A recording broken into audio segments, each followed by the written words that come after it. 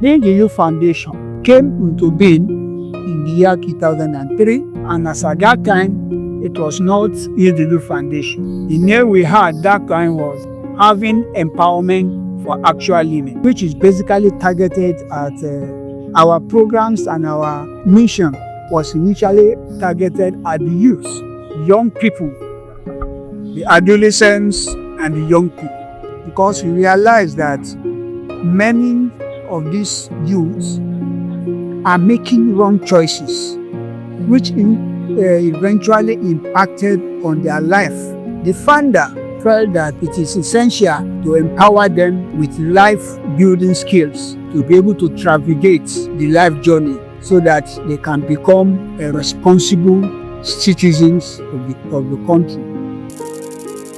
Many times I called the people, Mr. I know is here. I called him, calls my other ambush then. I called them, I said, "Kai, this thing is hot. I'm closing it." That was in 2007. Yes, before 2011. Yes, that was 2011. I called them, I said, "This thing is not working." Even myself, I was discouraged. So when you have people that have joined to see that dream, you need those people in your life. They were the ones they say, "Ma."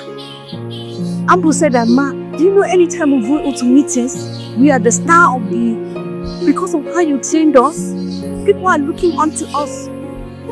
Do you know, people are looking onto you, the Youth Foundation, for leadership." My name is Ogechi Rechukwu. I'm program manager for Heal the Youth Foundation. It has been quite interesting being at Heal the Youth Foundation. For me, the leadership that I have received at HTYF has been one of influence, has been one in which it enables me to also look out for others and harness their ideas towards achieving a particular goal.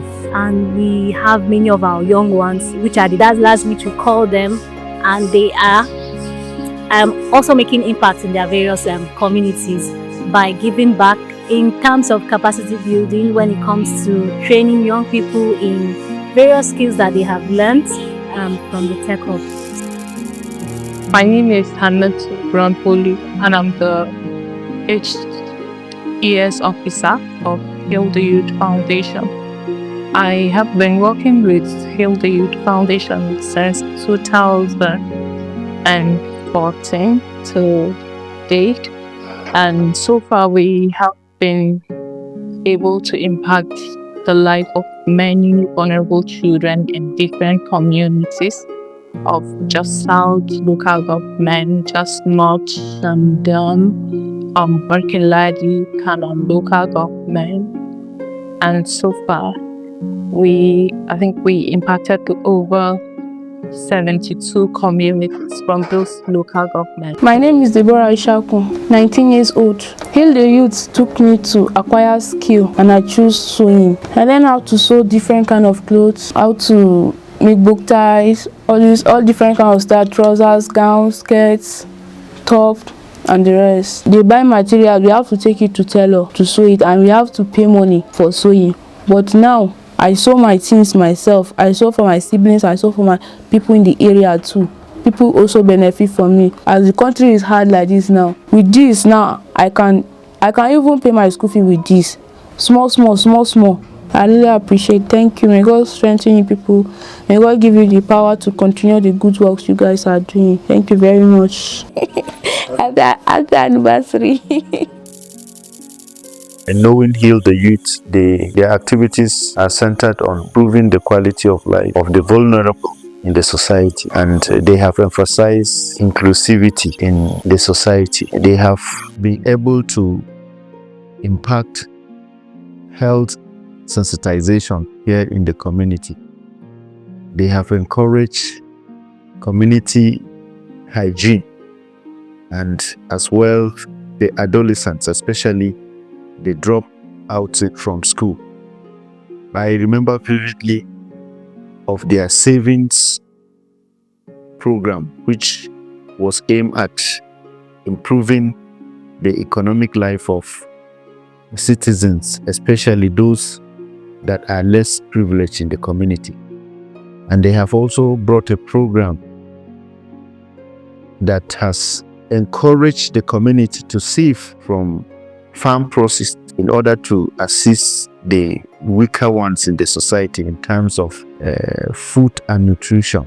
And that policy was quite recommendable. I procure resources. I mobilize resources for Heal the Youth Foundation. I head the department with the wonderful team in Heal the Youth Foundation. Hey, my name is Otache Ada. I'm the director for resource mobilization, like I just identified. I've been with Heal the Youth Foundation for an upward of 4 years, and it's been a rewarding experience. I've also learned a lot from Heal the Youth Foundation.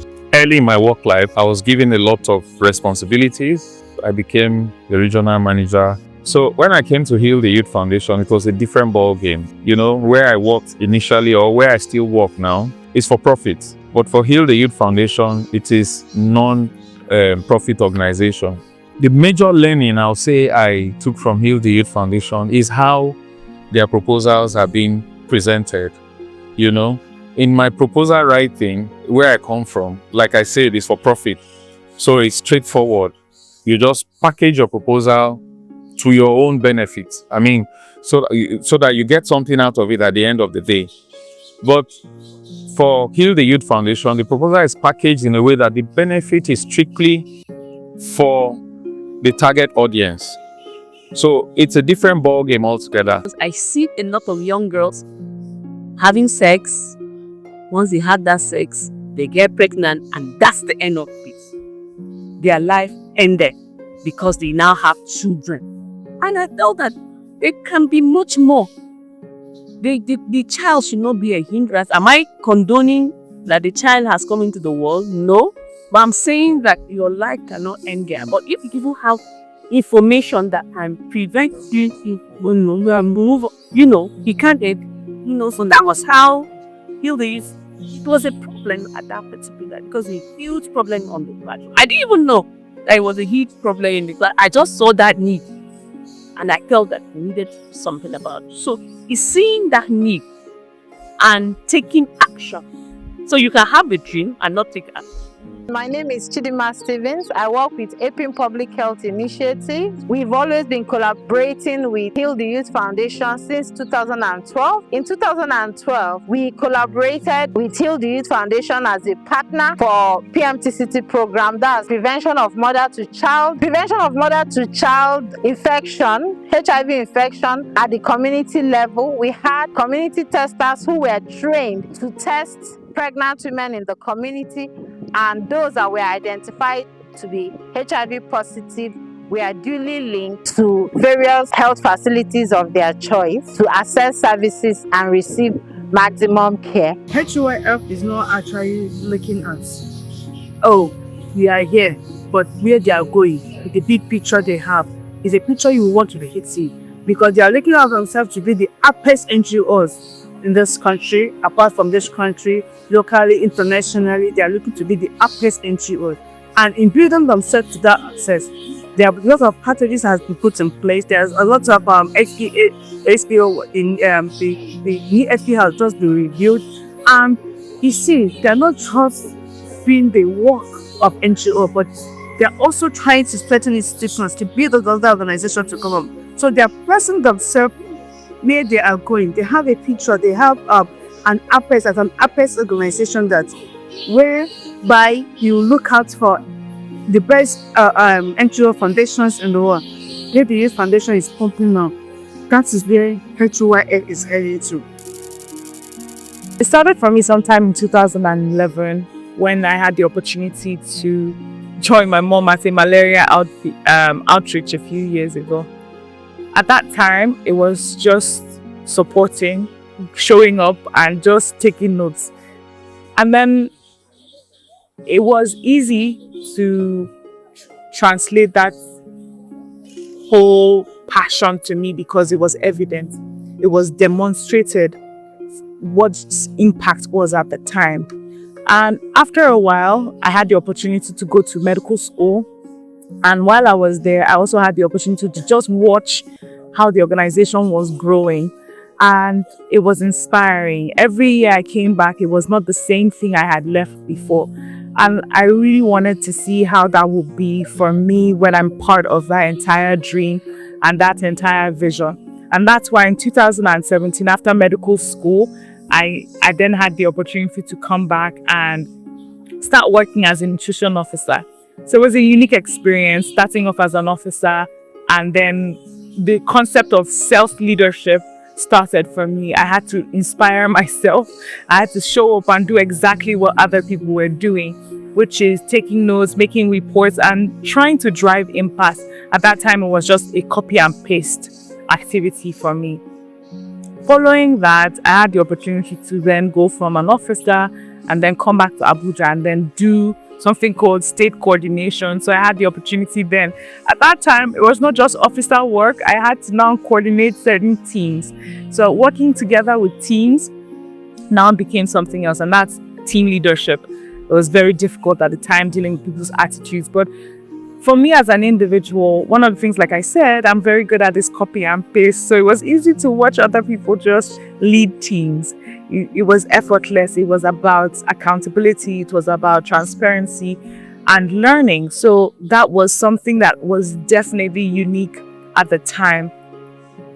After watching Heal the Youth Foundation navigate itself in teams, I also saw Heal the Youth Foundation also translate leadership to other institutions, where they were not just able to lead themselves and their teams, but they were able to look at the society or its own industry as a whole.